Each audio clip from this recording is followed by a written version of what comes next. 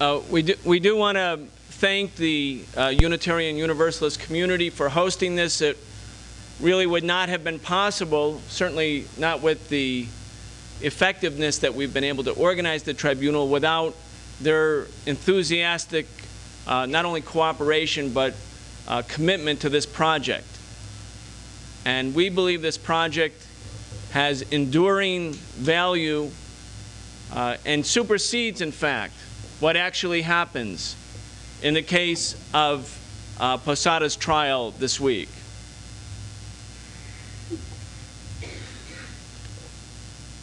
And I'd like to talk about how those of us who have initiated this tribunal, this People's Tribunal, how we view it, what we believe its significance to be, and what we hope its outcome will result in. Now, as Lisa mentioned, and as Joel mentioned, Posada will stand trial starting tomorrow, 6 years after he entered Miami. But not for bombing an airliner in midair that took the lives of 73 people, mainly young Cuban athletes. He won't be really on trial for the bombings of the hotels. He won't be on trial for all of the acts that he committed for the last 4 decades. And that poses the obvious question: why not? Why not? What's the real reason? What's the explanation for why the U.S. government, that spends so much of its time acting, pretending to be the vanguard of the struggle against terrorism, the champions in the struggle against terrorism, why is this government unwilling to actually carry out a trial for his terrorist acts? And the obvious reason, the only reason that one can come to, is that if Posada has a trial for those acts, he will be able to tell the story of who his bosses were,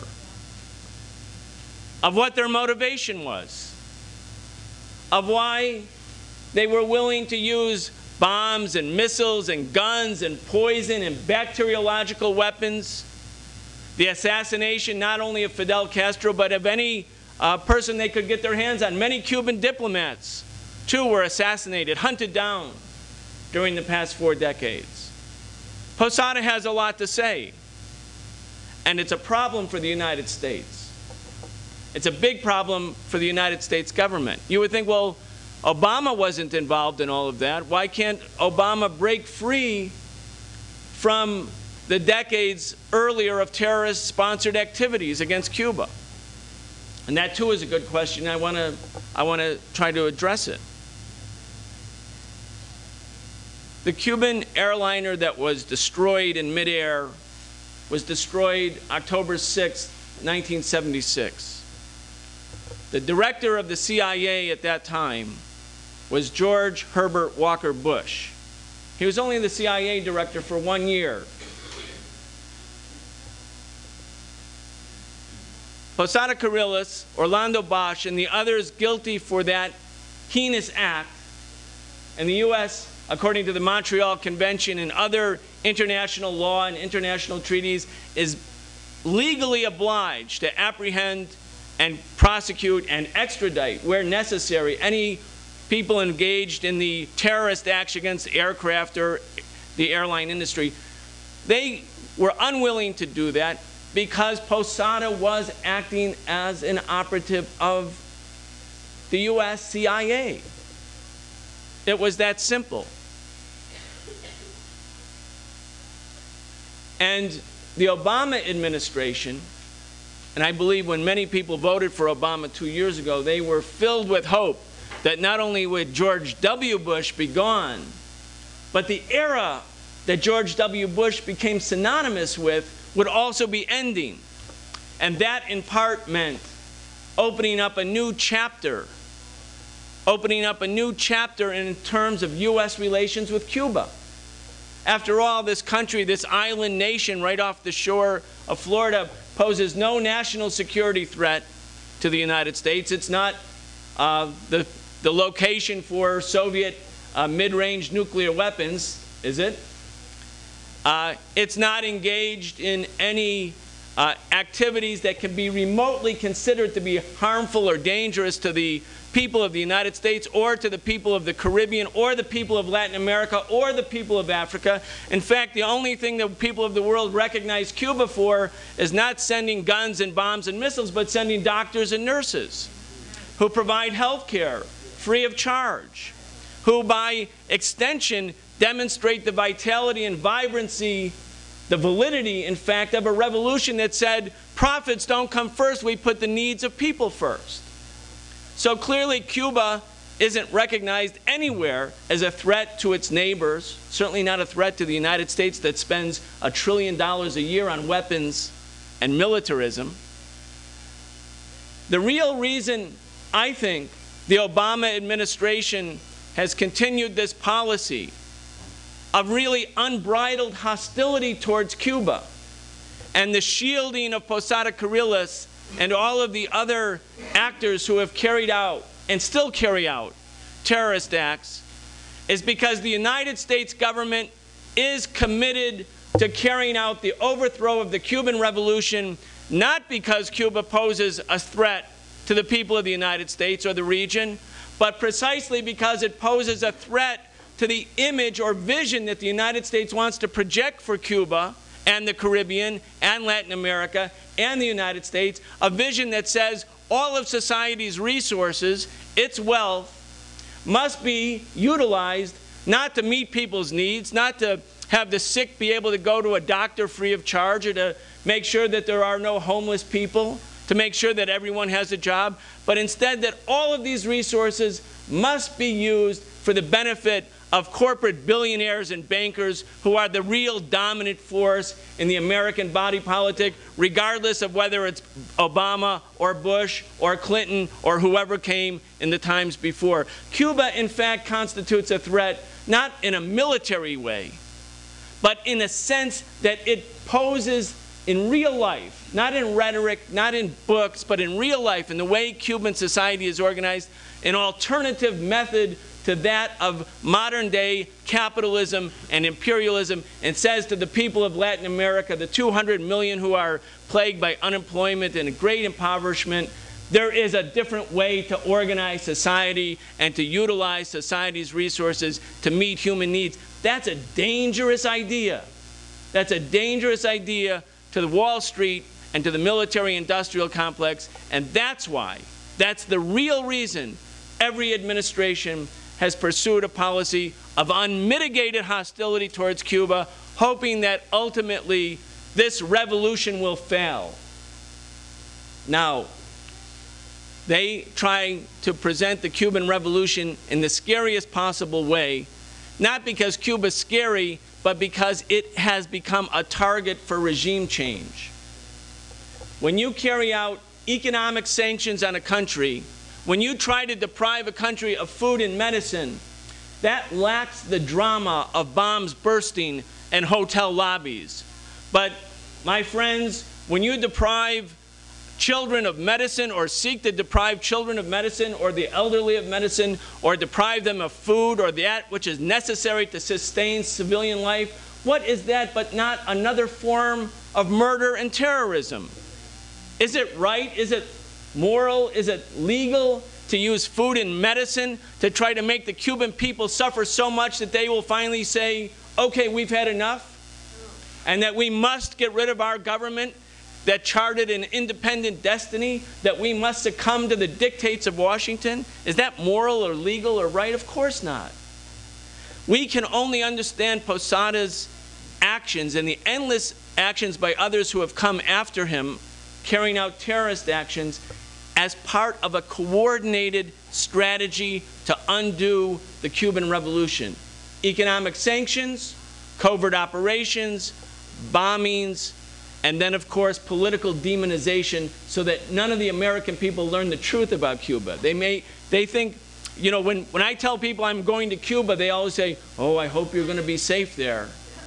as if Cuba's not safe. They think people in Cuba have armed guards and military and police at every corner. Anybody who goes to Cuba sees that this is all propaganda and a lie. It doesn't mean Cuba is a perfect society. We don't make that argument. We make the argument, though, that Cuba, by having had a revolution, showed itself and showed the other people of Latin America that there is another way to organize the disbursement of society's resources so as to meet human beings' needs. And that in itself became not only a crime in the eyes of Washington, but a source of inspiration of the millions of people around this region and around the world who support Cuba. Right now, as we're meeting, or perhaps it was on a Friday afternoon, maybe it was 2 days ago, there were undoubtedly CIA operatives who were sitting in Langley, Virginia, where the headquarters of the CIA is. The building's called the George H.W. Bush Headquarters for Central Intelligence. They're looking in real-time video with drone aircraft that are flying all over Pakistan and Afghanistan. And these guys, sitting in comfortable offices in Langley, Virginia, are deciding based on the video feeds whether to drop a bomb or a missile on those villagers in remote areas of Pakistan and Afghanistan. And they press the button, and they shoot down missile after missile into these villages.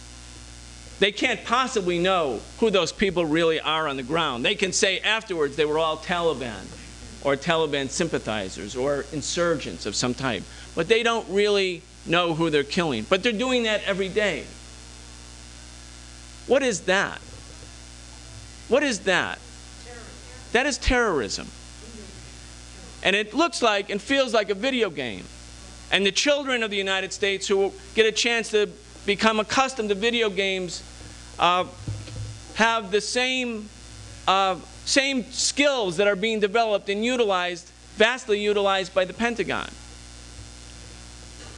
What is it when the United States carries out the assassinations of Iranian scientists, which is what just happened? The top Iranian scientists who were just killed. They were just blown up. What is that? That is terrorism.